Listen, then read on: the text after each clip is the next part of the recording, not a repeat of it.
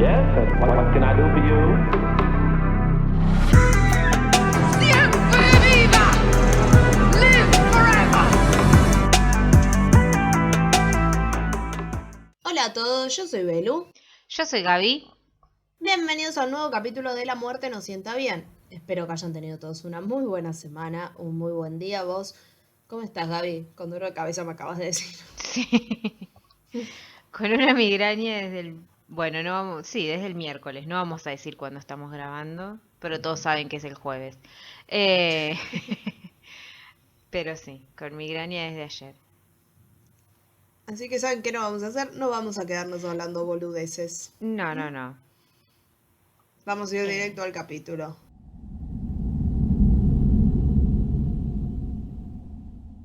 Bueno, esta semana te toca a vos.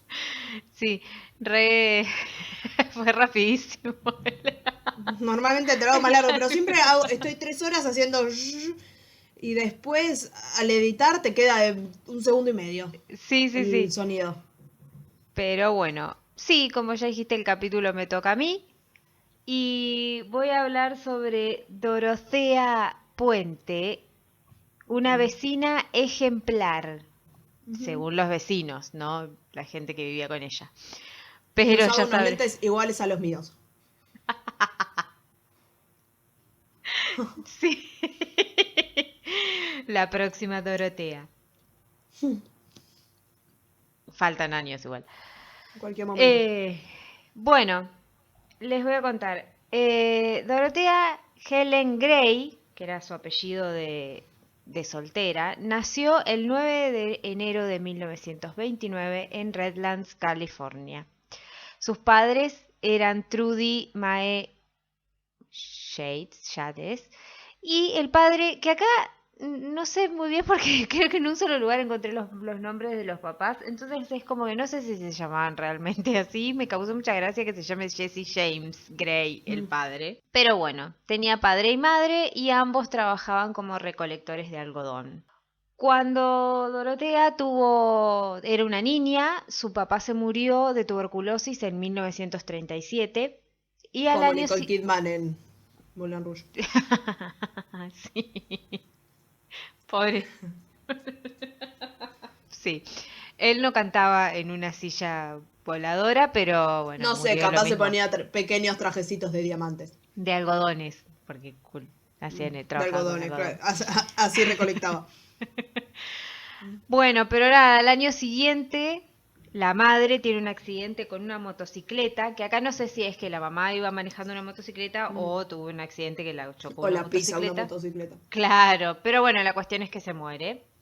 Entonces ella se queda sola. Digamos, yo vi un documental sobre la historia de esta mujer y también busqué mucha información donde siempre hablan de ella sola, o sea, no hablan del resto de la familia más que de los papás, pero en algún momento nombran a un hermano, así que hermanos tenía no sé cuántos, No porque la verdad influyen que... en la historia. No, tampoco. Entonces es como tampoco aparecen a lo largo del resto de su vida. Entonces es como que no sabría decirte si tenía cuántos tenía o no, pero por ejemplo había una foto en el documental que ella está con un nenito, que igual podría ser cualquier persona, podría ser un amigo, como podría. Pero bueno, no importa, vamos a centrarnos en ella, que se queda sola y es enviada a un orfanato. Y al tiempo la llevan a Fresno, California, donde vivían unos familiares, donde se queda con ellos hasta que ella cumple 16 años. Ese año, con 16 años, se casa con su primer marido, que se llamaba Fred McFaul, con quien tiene 2 hijas. Ella nunca quiso ser mamá. Entonces, a su primera hija la envió con estos familiares en Fresno con los que ella había vivido. Y a la segunda la da en adopción. ¿Y el marido? ¿Qué onda? No encontré nada de eso, solo dijeron que ella como que tuvo un tercer embarazo y lo perdió. Pero no en todos los lugares donde leí decían lo mismo. Y Capaz no lo sé. perdió. Sí, no Ejerció su sé. derecho a elegir. No sé, no, pero igual me suena como que era como que había tenido uno y fue como voluntario, o sea, digamos, no. Pero bueno, nada, no sé su marido qué pensaba sobre todo esto. Lo que sí, no, como que tampoco el ponerle tanto al documental como el resto de las notas o información que busqué, como que tampoco nombran mucho a las hijas ni nada, como que, y sobre todo supongo que después de lo que ella hace, nadie aparece y nadie la, tipo, No la viene como... reconocen. Claro, no, como que no tiene mucho contacto después, ya de más grande. Entonces, nunca más se vuelven a... O sea, al menos en lo que yo vi, no lo nombran, ni siquiera muestran fotos de esas personas. Porque imagínate que también a las hijas ella las dejó, no sé si de recién nacidas, pero de chiquitas seguro. Pero bueno, nada, a fines de 1948 su marido la abandona y ella no dice nada. Dice que él se había muerto de un ataque al corazón y como que cada vez que alguien le preguntaba, ella decía lo mismo, tipo, no, murió de un ataque al corazón, qué sé yo. Y ese mismo año ella empieza como a falsificar cheques que no sé si tienen que ver con algo que podría llegar a cobrar del marido o falsificaba cheques. Es descubierta y la condenan a un año de prisión, pero 6 meses después sale con libertad condicional. Bueno, en 1952 se casa con Axel Johansson y en 1960, que mientras estaba casada con él, la arrestan por manejar un burdel y o sea, por poseer y administrar un burdel. Ella, Burdel. la madama regia. Sí. Ahí fue sentenciada a 90 días en la cárcel en el condado de Sacramento. Después de que la liberan, la vuelven a atrapar porque ella estaba ejerciendo la prostitución, creo que en la calle, entonces la vuelven a detener. Pero nada, bueno, en 1966 se divorcia de Johansson y se casa con Roberto Puente, un hombre 19 años menor que ella, en la ciudad que era de la Ciudad de México. No entiendo si ellos se van a vivir a México o él era oriundo de México. Y el matrimonio solo dura 2 años. Poco después de que termina el matrimonio, Dorotea se hace cargo de una casa de 3 pisos con 16 dormitorios en el 2100 F Street en Sacramento, California, y se casa por cuarta vez en 1976 con Pedro Montalvo, que era un alcohólico violento, y obviamente el matrimonio duró unos meses. Me hizo reír la descripción. Porque le dijiste como también re tranquila, como con Pedro Montalvo, que era un alcohólico violento. Ella también, como había tenido varios maridos, como que ella empieza viste que allá se hace que allá se utiliza el apellido del marido a veces, vos te podés cambiar. Como Kris Jenner. Claro, ¿ella sigue siendo Jenner incluso Sí, ahora? por supuesto, si su marca es como Kris Jenner, no va a dejar de ser Jenner nunca. Mm. Ella una vez había dicho que quería ser Kardashian de nuevo, Sí, y las pero hijas la no. sacaron cagando. Sí, Pero no, Jenner quedó Jenner. ok. Bueno, más tarde la mujer comenzó a pasar tiempo en los bares locales en busca de hombres mayores que estaban recibiendo beneficios, así por ejemplo, que tenían, no sé, por decirte, Ah, tipo pensiones. claro, eso. Por ejemplo, Malcolm Mackenzie, a quien conoció en un bar y se van juntos de a la casa de él. Estando allí, como que comienzan a tomar algo y él empieza a sentirse como raro y el cuerpo se le paraliza, o sea, no se puede mover. O sea, él podía ver y escuchar todo lo que estaba pasando, pero no se podía mover, no podía reaccionar. Entonces ve como Dorotea empieza a buscar y a buscar en las pertenencias de valor que tenía este hombre en la casa. Él no puede hacer nada, ni siquiera puede gritar. Y hasta viene y tipo le saca de la mano el anillo de la alianza que él tenía, lo cual ahí Dorotea, por no dicen favor. si él estaba casado o no, pero bueno, tenía como una alianza y ella se la robó. Y nada, se llenó los bolsos de cosas y se fue. Tiempo después dice ser estudiante de medicina y comienza a cuidar a personas que, por ejemplo, tenían movilidad reducida o tenían algún tipo de discapacidad o eran personas como muy mayores. Entonces, estas personas estaban como totalmente vulnerables y comienza a trabajar en casas particulares. Ahí ella decía ser enfermera y administraba medicamentos a estas personas que quedaban a su cuidado. Los hacía dormirse y como a Malcolm Mackenzie les terminaba robando todo. y se iba. Incluso robó cheques que intentó cobrar como que falsificando las firmas, pero luego es capturada y acusada de 34 cargos de fraude. Ahí le dan 5 años de cárcel. En 1981 alquila otro departamento que era también en la calle F, pero en la calle F 1426, que era como en una zona céntrica de Sacramento. Ahí nadie sabía que ella tenía libertad condicional y que también, al haber estado esos 5 años presa, a ella cuando sale le habían prohibido que cuide personas, o sea, que trabaje de eso, que trabaje del cuidado de personas. Porque también como que creo que la habían denunciado de los medicamentos que ella daba y todo. Ella se muda a este lugar y empieza a ser como una vecina como ejemplar, porque decía que donaba dinero a causas benéficas, entregaba comida a personas que vivían en la calle. Incluso habían dicho que había un día que era el día de los tacos, ponele. Entonces ella preparaba comida y salía y les entregaba a la gente que estaba ahí en el barrio y qué sé yo. Claro, la amaban en el barrio. Claro, todos tenían, pero sobre todo ayudaba como que a la gente que estaba en la calle, ¿viste? O sea, era como una buena samaritana. Y nada, todas la tenían como eso, como una buena vecina, y como hay uno de los investigadores que dice en el documental que dice, no se puede juzgar a un libro por su portada, y ella tenía una portada excelente. Dice, entonces nadie nunca sospechó nada de lo que estaba pasando. Tiempo después Es que si la ves encima parece una señora adorable. Sí, parece tipo una mujer que está viviendo al lado de tu casa, que es lo más tranquila que nada más.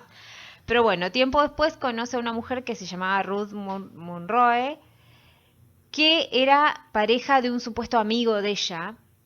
Y entonces ellas como que nada, se conocen por medio de este señor y se hacen amigas.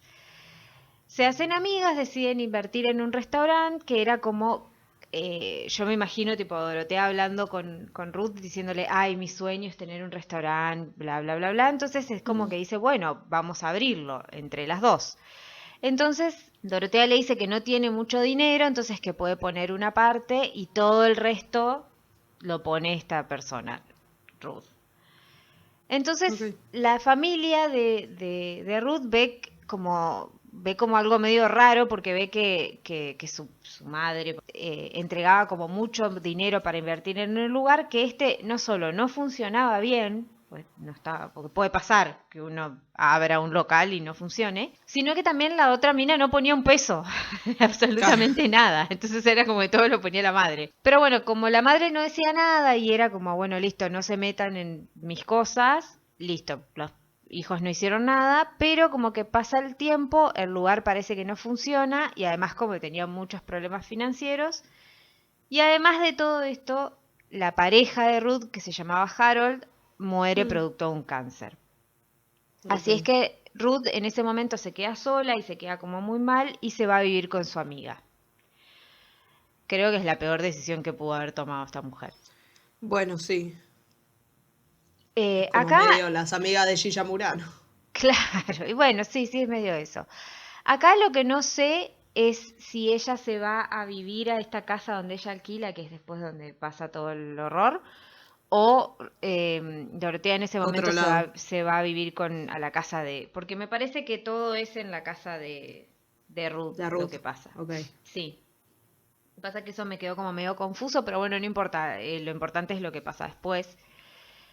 Que bueno, parecía ir todo bien con la convivencia, el hijo la visitaba todos los días y estaba seguro de que la mamá estaba como en buena compañía, pues estaba con una amiga que además ellos sabían que ella era como que había estudiado enfermería o medicina, algo por el estilo, entonces como que decían, bueno, puede cuidar de mi mamá o cualquier cosa. Hasta que un día llega a la casa y ve que la madre está bebiendo. O sea, como que tiene un vaso con una bebida y era como algo medio raro porque la mamá siempre había detestado el alcohol y como que no le gustaba tampoco la gente que bebía en exceso. O sea, era como algo muy característico de tipo, no me gusta la gente borracha, ponele.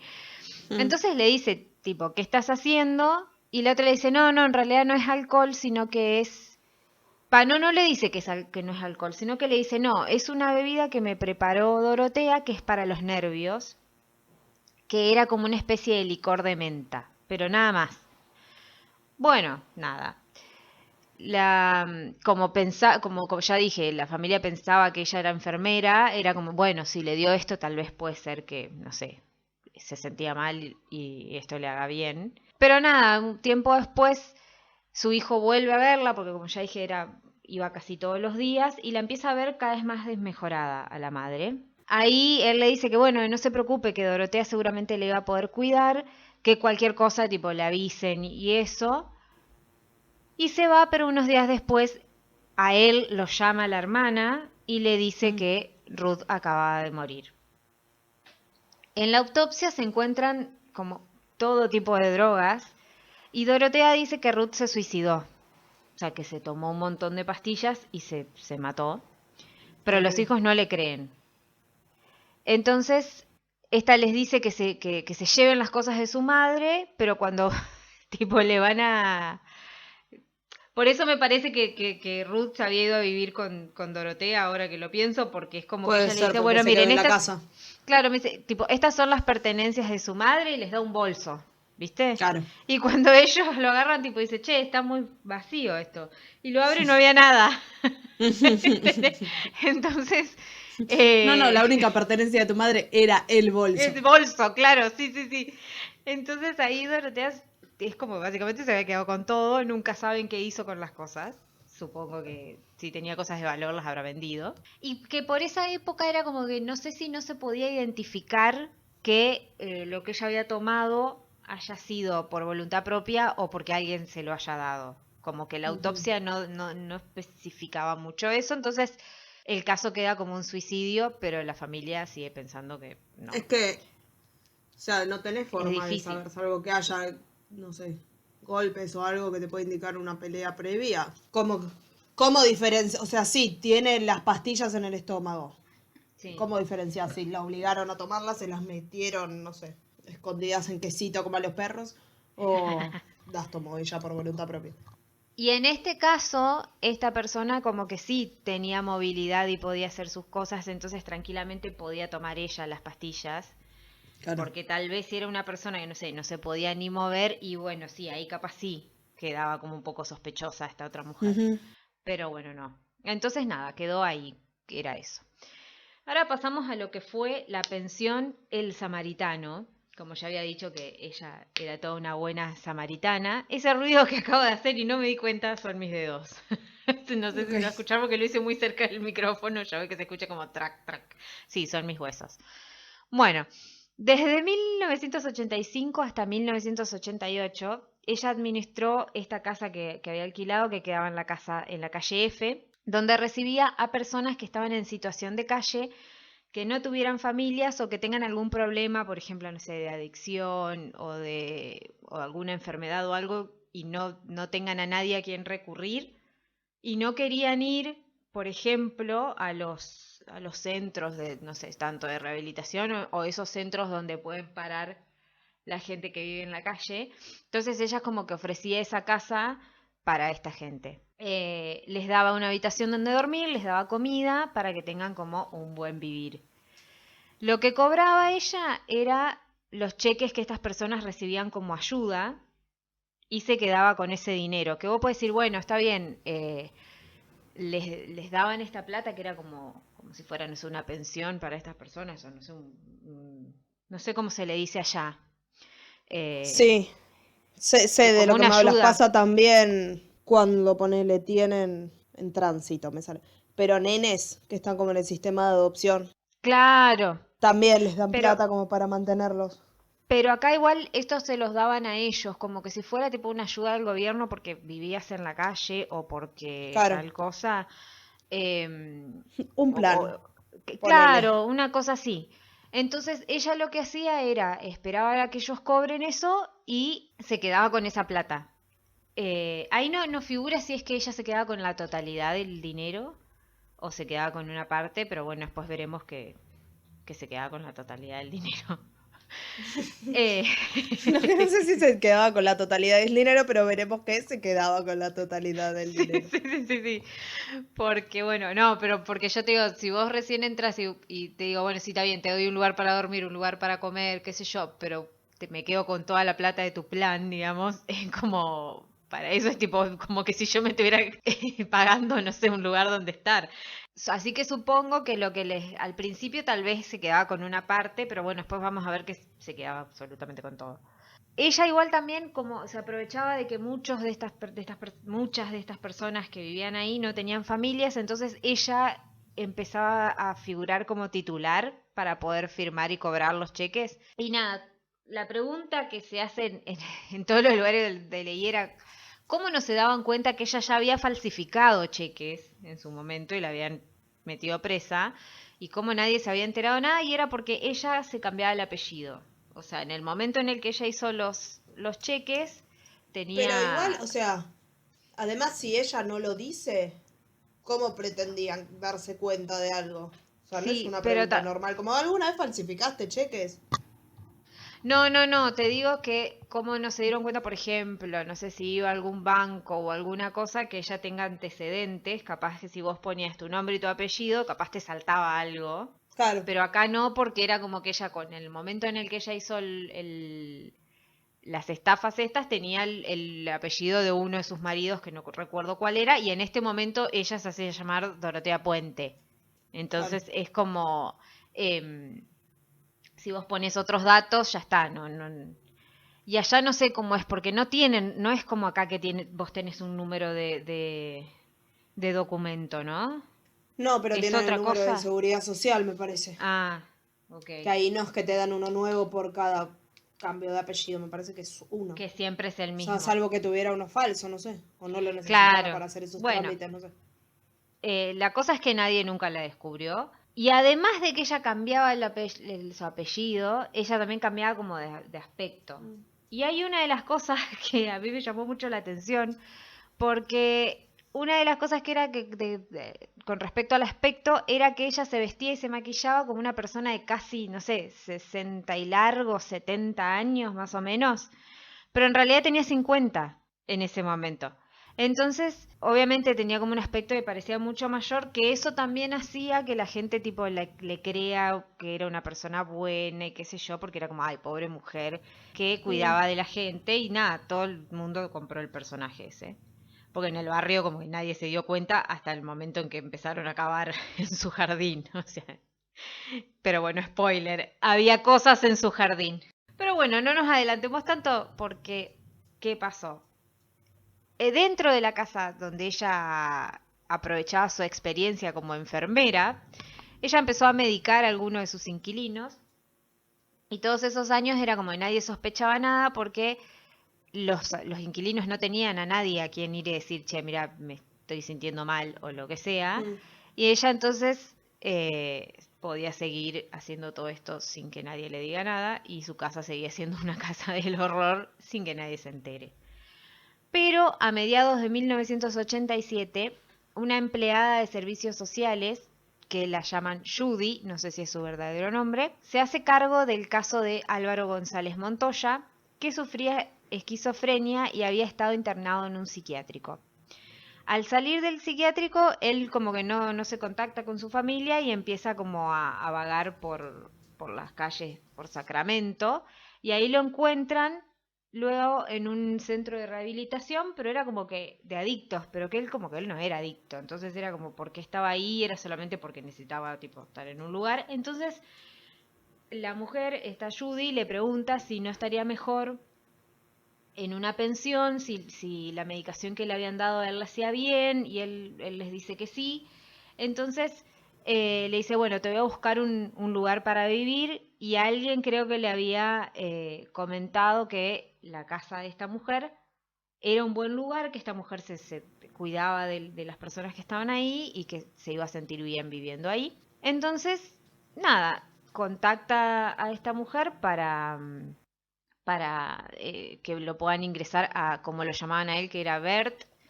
Todo parecía normal y tranquilo, entonces dice, bueno, listo, este lugar es ideal para Bert. que se muda enseguida al lugar. Cada vez que Judy lo llamaba, Bert le decía estar re cómodo, que lo cuidaban, y nada, como que todo iba bien hasta octubre de Que empezó a ir mal. 1988. Claro, hasta más o menos un año después, supongo. Porque creo que dije mediados de 87, ¿no? Del coso, sí. Entonces nada, Judy lo va a visitar a la pensión, pero Dorotea le dice que Bert no estaba, que se había ido a una fiesta en México con un amigo de ella. O sea, con una, que me parece que dicen que, que ella dice tipo, mi hermano se fue con varias personas que vivían acá.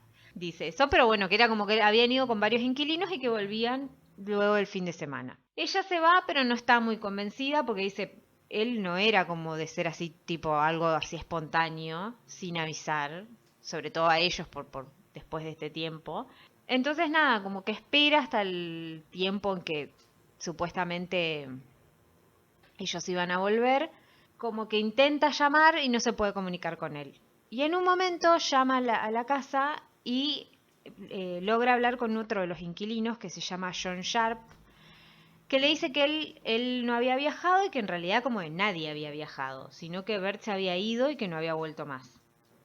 Entonces, nada, la mujer se desespera, obviamente, y en ese momento la llaman a ella por teléfono, y era este supuesto hombre con quien todos habían viajado a México y que ya estaban de regreso, pero que le dijo que Bert, cuando llegó, un familiar lo pasó a buscar por la casa y se lo llevó del lugar. Y que ahora estaba viviendo con su familia y que no sabían dónde estaba viviendo. Y la mujer obviamente no le cree nada porque sí, Bert tenía familia, pero como que no estaba comunicada con él, incluso la familia no sabía que él estaba viviendo ahí, tengo entendido. Entonces llama a Dorotea y le dice que no le cree nada, que va a llamar a la policía para denunciar la desaparición de Bert. Cuando llama le pide a la persona a cargo de la investigación que si eran capaces de ir con palas. Que ahí me dio mucha risa porque el policía dice, ella se puso como muy insistente y es como, bueno, tuvimos que llevar palas. Y al rato, o sea, la escena siguiente es la mina contando, diciendo, yo quería que lo busquen por todos lados. O sea, si había que cavar todo el vecindario, íbamos a cavar todo el vecindario, tipo unas cosas así. Cuando la policía llega a la casa de Dorotea, la supuesta anciana volvió a decir que Bert se había ido con la familia y los oficiales también empiezan como a interrogar a los huéspedes de la pensión y todos decían lo mismo, que que se habían ido de viaje y que cuando volvieron un familiar lo había pasado a buscar. Pero como que después de hablar con todos, uno, que era John Sharp, se acerca a uno de los policías y le dice, les da un papel. Cuando el policía lo abre y ve, dice, ella quiere que les mienta. Entonces, no sé si es que lo llevan a interrogar o lo llaman aparte o algo por el estilo, pero la cosa es que este señor les dice, Dorotea me pidió que mintiera, que si decíamos que Bert no había vuelto, le cerraría en la pensión y nos quedaríamos en la calle, pero yo no quiero mentir, les dice. Y luego les dijo, cada vez que alguien se va, Dorotea hace un pozo en el jardín. Era como bastante... Sí. Bueno, entonces ahí piden para registrar toda la casa y ahí es como que se sabe que ella había tenido una condena, que había tenido libertad condicional y que tenía prohibido cuidar personas. Entonces en ese momento llega, creo que la persona, viste que siempre hay como un policía que es el que tiene que vigilar que vos cumplas con, digamos, con lo que es la libertad condicional o algo así. Entonces ahí llega y ahí ella lo único que le dice es, bueno, no pude cumplir con lo de cuidar gente, esto es lo único ilegal que estoy haciendo, digamos, ¿no? Entonces hasta ese momento era como que estaba todo tranquilo, más allá de lo que haya dicho el inquilino. Hasta el momento era, bueno, una persona que tenía un alojamiento para personas, pero que estaba así, cometiendo algo ilegal porque ella no podía cuidar de gente. Pero nada más. Comienzan a registrar la casa de igual manera y encuentran una gran cantidad de somníferos y como unas manchas de sangre que estaban en una de las habitaciones del primer piso debajo de dos alfombras. Y en ese momento es rarísimo porque como que dicen, bueno, las pastillas pueden ser que sean de algunos inquilinos o de que ella misma tome o que, no sé, bla. Y la sangre, no sé, pudo haber sido por cualquier cosa, no sé, como que no investigan mucho qué pasa ahí y es como, dale, Claro. hay una mancha de sangre. Entonces, por las dudas, como que empiezan a revisar y tomar muestras de todo lo que había en el interior de la casa. Mientras tanto, Dorotea los miraba tipo tomándose un té en la cocina, lo más pancha, o sea, era como no estaba nada preocupada. Pero nada, entonces en ese momento, cuando ya se están por ir, el policía, que era el que estaba a cargo, le dice si podían cavar en el patio, que solamente lo que querían hacer era asegurarse de que no pase nada y llevarle tranquilidad a Judy, que era la mujer que había denunciado, y más que nada para dejarla tranquila. Entonces ella le dijo que sí, que no había problemas y comienzan a cavar. Bueno, nada, no encuentran nada y ella en ese momento como que los mira desde un balcón que tenía la casa, que estaba en el primer piso y que daba al patio, y es como que los está mirando así, tipo, pero como que no se le mueve ni un pelo, ¿entendés? O sea, Sí. bueno, nada, buscaron por todos lados, no encontraron nada hasta que uno de los policías encuentra algo parecido a una tela, lo empieza a sacar y encuentran algo como, no sé, ahí decían carne seca, pero es como, no sé cómo explicar, pero era como si te hubieras sacado un pellejo y lo hubieras dejado tipo colgado y que la carne se secó, ese aspecto así, como... Ok, qué sereno. Sí, me salía como, porque hay algo con carne que se hace así, que se deja colgada y después queda la carne seca, era medio ese estilo. Ven eso y dice, ¿qué carajo es esto? Siguen cavando y encuentran huesos. Lo que se supone que era esa especie de carne era piel que se había desprendido de los huesos. Sí, la misma cara hice yo cuando lo leí. La cara de entre asco y horror de Belén. Ay, bueno, no le voy a sacar una foto. Pero bueno, nada. Gracias. Mientras se ponen a buscar, llaman refuerzos, pero hasta ese momento era como que, primero que no sabían de quiénes eran los huesos, quiénes lo habían puesto ahí. Uno puede pensar, sí, la única sospechosa era ella, pero no la podían arrestar hasta no saber qué había pasado por qué estaban enterrados esto, y aparte habían encontrado estos huesos. Entonces ella le dice si puede ir a tomar un café, tipo, no sé, como que te diga, voy a tomar un café acá a la esquina y vuelvo, mientras ustedes hacen esto. Y porque me parece que ella desde el primer momento es como que dice, mira, yo compré la casa así, si venía con huesos en el patio, no lo sé. Entonces Problema nada, tuyo. sí, se va a tomar un café y obviamente no se va a tomar un café, se va al carajo, era obvio. La policía, mientras tanto, sigue buscando y otro de ellos encuentra una bota y al tirar de la bota y desenterrarla encuentran que estaba como calzada por huesos de un pie que se prolongaba en un fémur. O sea, encuentran todo eso. Empiezan a buscar, siguen cavando y encuentran más cuerpos, envueltos en bolsas de plástico que eran difíciles de desatar para saber de quiénes se trataban, ¿no? Al llegar el resto de los investigadores, le preguntan, esto es muy gracioso porque es como uno de los investigadores le pregunta tipo al policía, che, ¿dónde está Dorotea? Y le dicen, no, fue acá a la vuelta a tomar un café, anda a buscarla. Y cuando Al obviamente no está, pues había ido a la mierda. Entonces, Dorotea no vuelve, obvio, y los policías siguen cavando en el jardín. Y uno tras otro empiezan a desenterrar y hasta el momento que van contando, cuentan 7 cuerpos. Okay. El tercero que habían encontrado era era fácilmente reconocible por el tamaño y porque también era muy poco tiempo que había estado enterrado y no se había logrado descomponer como el resto, y era Bert. Okay.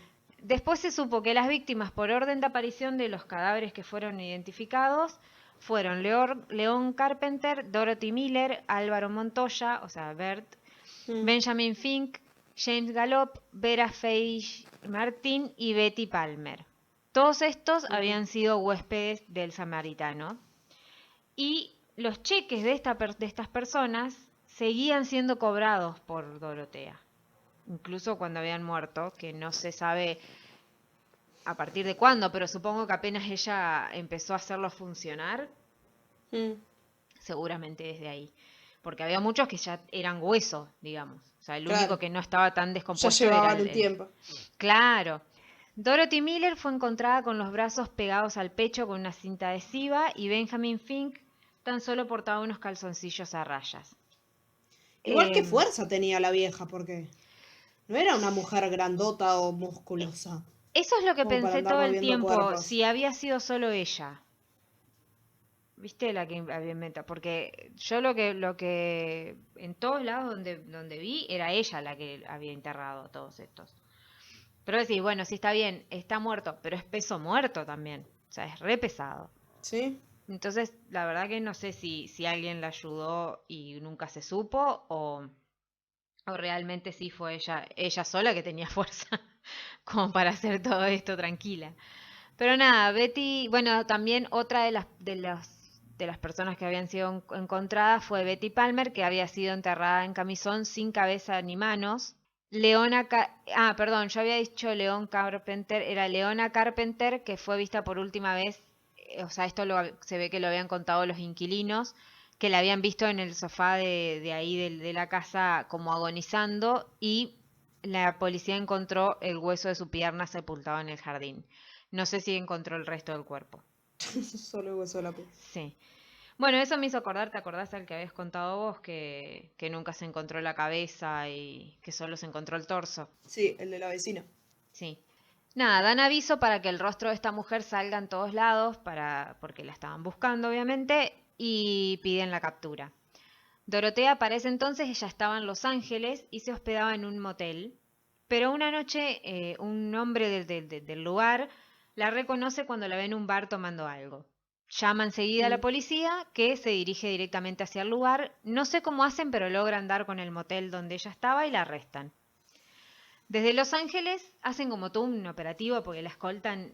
Primero creo que la llevan hasta no sé dónde, después de ahí hasta el aeropuerto, después de ahí la llevan hasta Sacramento y después de ahí a arrestarla y luego interrogarla. Durante el interrogatorio ella nunca reconoció lo que sucedió, dijo que cuando comenzó a vivir ahí no sabía quién había estado antes y si ellos habían dejado el jardín lleno de cuerpos. El policía como que quiere que confiese ella, entonces le dice, ¿sabés lo que dicen de vos? Dorotea del 1426 de la calle F está matando a sus inquilinos y los entierra en su jardín, dice. Y ella como Mm. con una mirada de... ¿Sabías? Claro, y ella como que lo mira como diciendo, ay, la gente habla, ¿viste? Como una cosa así. Mm. Y le dice tipo, yo no hice nada. O sea, pero bueno. Mientras todo esto sucedía, la familia de Ruth, que era la amiga de ella que se había suicidado supuestamente, se da cuenta que la arrestan, entonces ahí es como que qué sé yo, piensan más que, o sea, piensan que sí, que ya están seguros de que sí, que esta mujer mató a su mamá también. Así que llaman a la policía y le cuentan todo lo que había sucedido con la mamá de ellos. Porque ellos siempre habían creído que Dorotea la había matado, pero sobre todo porque después se empiezan a comprobar las cuentas bancarias de Ruth, que estaban vacías, y un montón de joyas y un montón de cosas de la madre también. Pues acordémonos que les dio solamente un bolso. Sí. Entonces, como que esa muerte se agrega a la causa y ella entonces acumula 8 cargos de homicidio en primer grado, Ok. pero todavía faltaba. Porque otra familia, cuando ve a Dorotea en la tele, se alerta y es la familia de Everson Gilmouth. Mm. Gilmouth.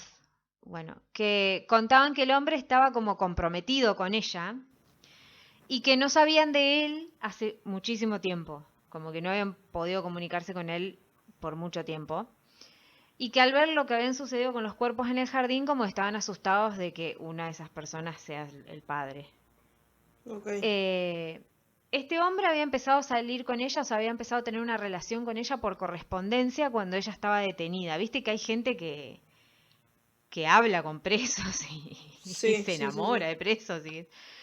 Entonces ahí es como que se enamoran y ella le dice que bueno, que al estar en prisión ella había como pensado bien las cosas y que estaba arrepentida de lo que había hecho y que quería como empezar una nueva vida Entonces, al salir de la cárcel en ese momento, se van a vivir juntos y se van a vivir acá, a esta Ok. casa, a la Ok. casa del horror. Al tiempo, los detectives del condado de Sutter, que no sé qué tan lejos está de donde estaban viviendo ellos, eso Mm. fue mala mía no buscar, llaman a los que estaban a cargo de la investigación de la casa de Sacramento y le dicen que hace un tiempo habían encontrado un cuerpo. O sea, en 1986 habían encontrado un cuerpo sin identificar que lo habían tirado al río y que estaban en las mismas condiciones que los cuerpos del jardín. O sea, estaba envuelto en bolsas de plástico con cinta Mm. adhesiva. Pero que este cuerpo estaba dentro de una caja que, si vos ves las imágenes, hay un video donde mostraban la imagen de la caja, era básicamente el tamaño del cuerpo de esta persona, que lo habían metido ahí y lo habían descartado en el río. Ok. Entonces lo que pensaban era que Dorotea, unas semanas después de mudarse con Everson, lo había matado y lo había metido dentro de esa caja para desaparecer o sea, todo lo que sean los rastros de esta persona, Mm. o al menos que se encuentre lejos de donde ella estaba. O sea, Ok. que por eso te digo, no sé cuánta distancia hay entre, ¿cómo se llamaba? Sutter, a Sacramento, no tengo idea. Pero viste que si lo tiras a un río, si se lo lleva al gozo, puede aparecer en cualquier lado. Entonces, por esa razón. Luego de matar a Everson, envió como cartas y postales a la hermana durante varios meses, y en las cartas ella le decía que él estaba bien, o que por ejemplo había tenido un pequeño problema en el corazón y que se había ido a ver eso, y que para eso ya el hombre ya estaba muerto. Claro. Y bueno, nada, luego en 1988, cuando reciben la llamada de la familia y reciben la llamada también de estos investigadores, como que la familia puede ir ver que y sí, era Everson. Se dice Mm. que Dorotea, en el momento de la muerte de su prometido, contrató a Ismael Flores para instalar algunos paneles de madera en su departamento y que por su trabajo le pagó $800. Le dio también, dicen esto, que le dio también un auto que era de su ex esposo y que le había dicho que este no lo usaba y que entonces ella se lo regalaba, pero ahí como que empieza a tener un poco más de confianza con esta persona y le dice que tenía que pedirle más cosas. Que tenía que construir como una caja para almacenar como algunos artículos, libros y lo que sea, y que luego ella iba a llenar esa caja y él, o sea, la iba a cerrar, la iba a clavar, y que si le acompañaba a llevarlo o sea, a llevar esa caja a un depósito de almacenamiento. Él Sí. le dice que sí, y entonces ella se une a él y van. En el camino, sin embargo, ella le dice, ay, no, ¿sabes qué? Para acá. ¿Viste? Entonces ahí están en este lugar, en Sutter, y ella lo que hace es de pedirle que le ayude para tirar la caja al río. Entonces, lo que le dice es, bueno, ¿sabes qué? En realidad no había libros y cosas, sino que había basura que me quiero sacar de Mm. encima, entonces, tipo, lo tiro acá. Bueno, el chabón no hizo nada, pero el 1 de enero de 1986, un pescador vio el cajón a cierta distancia de la orilla del río y llama a la policía. Los investigadores ahí encuentran el cuerpo, que ya estaba en estado de descomposición, y como no estaba como identificable de quién era. Entonces por eso es que también cuando tipo, no sé, anotan que habían encontrado un cuerpo, era como un NN, no sabían quién era. En el cuerpo de los inquilinos, acá no sé si es en los que están muertos solamente o también les hacen análisis a la gente que vivía todavía ahí adentro de la casa, y encuentran Dalmane y diazepam, que son Mm. tranquilizantes que ella les administraba. Y la rutina era la siguiente, era como que llegaba el correo, o sea, ella los tenía como dopados todo el tiempo. Y si llegaba el correo o llegaba algo que era dirigido a esta gente, ella directamente como que lo incautaba, digamos, y se quedaba con eso. Y ahí podía hacer cualquier cosa, porque podía ver desde cartas, desde pagos de cosas, los cheques, documentación, lo que sea, todo lo tenía ella. Entonces, a partir de ahí era como que ella falsificaba las firmas de esta gente y cobraba el dinero que tenían, por ejemplo, los cheques de los planes que tengan estas personas. Y por ejemplo, si alguno de ellos la enfrentaba o descubría lo que ella estaba haciendo, directamente los asesinaba. Todo desapareció. Sí, sí, sí. Directamente era como ella siempre lo que usaba era el mismo modus operandi, por decirlo así, que era un buen cóctel de drogas que para que tomen y que estén como bastante dormidos, mareados, lo que sea, y después los asfixiaba. Una vez que estaban muertos, los enterraba en el jardín. Así que a medida que se iban descubriendo los crímenes, la instrucción de su caso se fue prolongando hasta demorar casi 4 años. El juicio oral y público comenzó en octubre de 1992 en el condado de Monterrey y duró exactamente un año.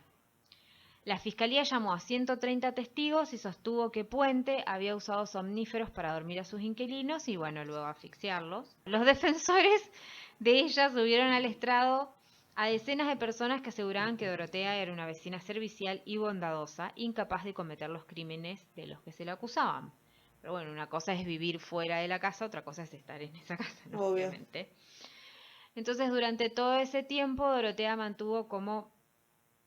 Se mantuvo lo que se dice, se mantuvo en personaje, que era como, ay, soy una anciana frágil y bondadosa, incapaz de matar a una mosca y mucho menos, o sea, a 9 personas. O sea, Además, claro, o sea, si la ves, decís, bueno, esta señora, ¿a quién va a matar? Claro. Porque, insisto, ¿qué fuerza tenía? También, bueno, pensemos que también ella, o sea, uno pensaba que ella era, que tenía cierta edad y tenía como 10 años o 10 o 15 años menos. Igual, yo tengo 31, yo no sé si te puedo llevar un adulto. Tipo, una persona adulta, un cuerpo, o sea, con peso muerto. Sí, no sé, qué sé yo, puede ser Sin que quedarme también... dura.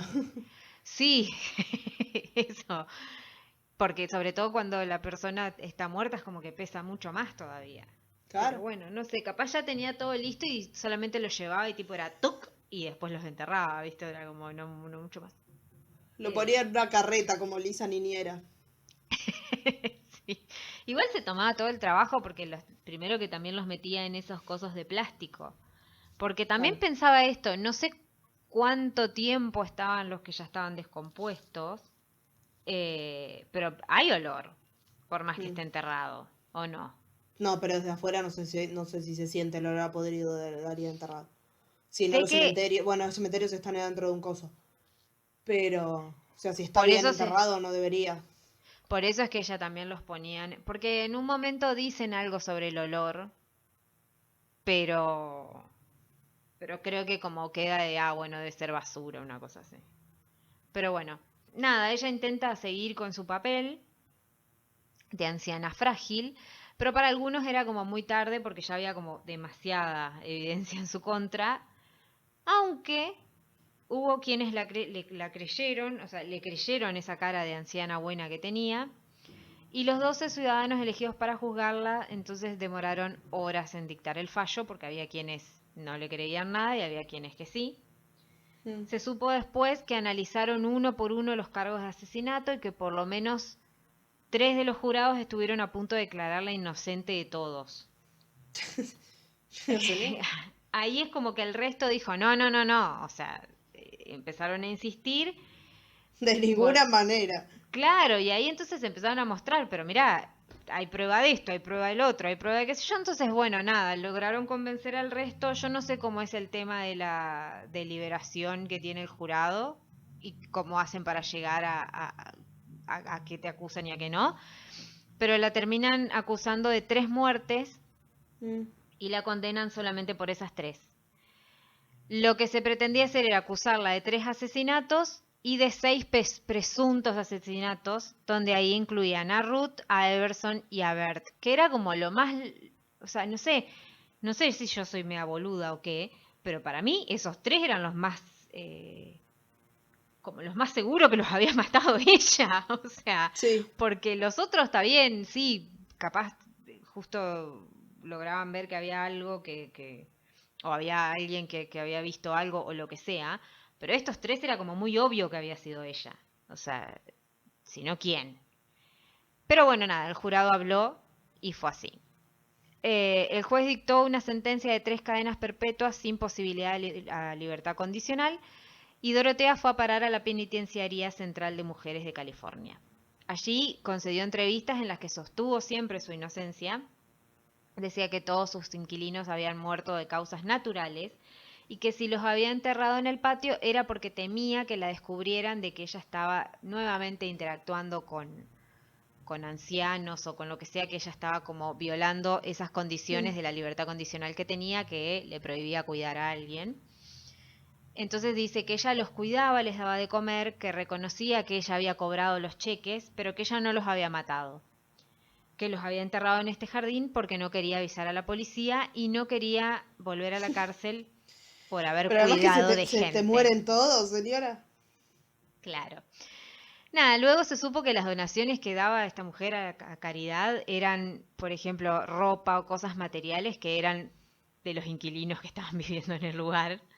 Claro. Y mientras tanto todos eran como, oh, qué buena mujer, mire toda la cantidad de ropa que trae. Y era como, Qué anciana más adorable. sí, bueno, no, mi ciela, no era tan adorable. Era una persona del horror. El 27 de marzo de 2011, a los 82 años, muere Dorotea dentro de la cárcel. Se Ok. dice que cuando sucede algo así como que hay un asesino serial en una casa, por ejemplo, que los crímenes se llevan a cabo ahí, las casas terminan siendo como demolidas, pero en este caso no fue posible, porque la protegió la legislación californiana que impide que se derrumbe porque había sido construida en 1890 y estaba en la categoría de patrimonio histórico de la ciudad. Entonces, ahora se la conoce como la Casa de la Muerte y está abierta al público como uno de los mayores atractivos turísticos en Sacramento. Es como la casa de la pareja esta del primer capítulo, que también, ¿te acordás que habían hecho Esa, en el local de sí. abajo museo? Y si pagabas más también podías ir a ver Sí, la casa con los muebles. sí, del primer capítulo, sí. Ujú. Sí. Pero bueno, nada, ella se murió cumpliendo la condena a medias porque fue la autora de todos los crímenes. Y en una nota al final del documental, el hijo de Ruth dice que si bien ella fue presa, nunca pagó por la muerte de su mamá Claro. y que eso lo va a seguir persiguiendo por el resto de su vida. Que fue una justicia, pero a medias, porque cuando no hay condena, no hay cierre. Entonces a ellos les queda como, sí, sabían quién había sido, ahora estaban más seguros que nunca, pero bueno, por la muerte de su mamá, ella no había estado condenada. Claro. Y sin condena no hay cierre. Pero en donde sí hay un cierre es en este capítulo.